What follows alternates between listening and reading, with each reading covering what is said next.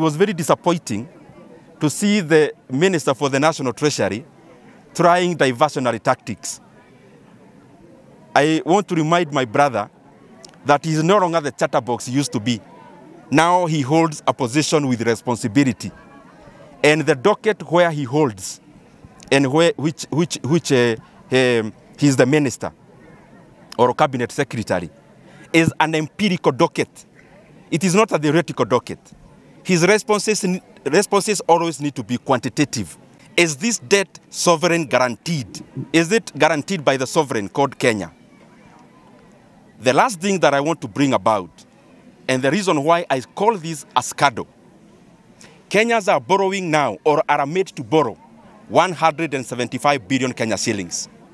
But after 7 years, Kenyans will be paying an extra 100 billion to the banks on top of the 175 billion. What is the urgency for?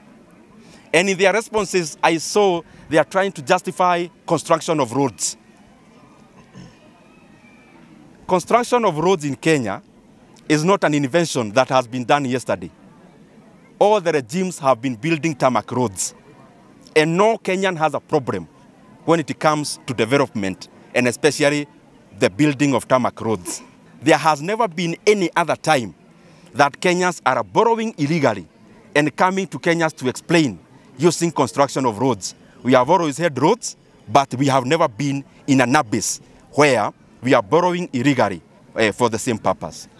And I want to request, when we hear these issues, we are hearing them because all of us as Kenyans are stakeholders. If Kenyans ikienda pahali baya, inaharibu sisi wote.